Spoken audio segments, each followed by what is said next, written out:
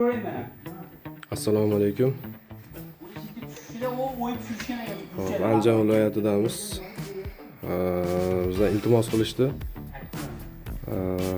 Gibridli 10 kW deya litiyli akkumulyator TTN'diki olib kelib uстановка qilishgan ekan. Anchadan beri muammo bo'lgan.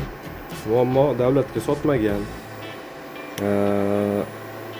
Davlat toki o'chib qolsa, uy elektr energiyasi qolgan akkumulyator. Xullas, holat mana shu holat. Biz hozir yana ham optimalroq qilyapmiz. Tepadan hozir sheriklarimiz bilan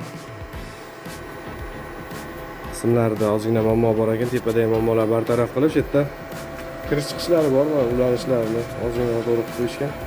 Shularni chiroyli qilib ishlarni bitkazdirib beramiz, xudo xolasa. Bizda nafaqat uстановка, balki mana shunaqa defekt ishlar, qanaqadir bir tushunmaydigan joylaring bo'lsa ham o'zimizga murojaat qilinglar. Xudo xolasa buni hozir kelaboq birinchi o'rinda mana sotish funksiyalarini yoqib berdik. O'sha mana 327 kW davlatga sotib qo'ydi hozir. Ishlashlari yaxshi, faqat input output kirish chiqishlari ikki akkumulyator bilan bog'lanishi ozgina noto'g'ri joy bo'lgan. Xudo xolasa bu unchalik muammo emas, xudo xolasa. Biz chiroyli qilib hozir tepadan boshladik ishni. Tepadan chiroyli qilib montajlarni qilib bitkazdirib beramiz. Ishlarimizni yakuniga yetkazdik, xudo xolasa.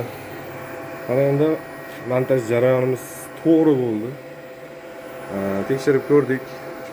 Davlat tokini kirishlarni akkumulyatordan kirishlarni o'chirib, akkumulyator orqali, so'nish paneli orqali ishlatib ko'rdik. Hammasi joyida, xudo xolasa. Defektlarimiz ustirayin bo'ldi. Mana to'liq ishlayapti. Hamma funksiyalari joyida. Chotki.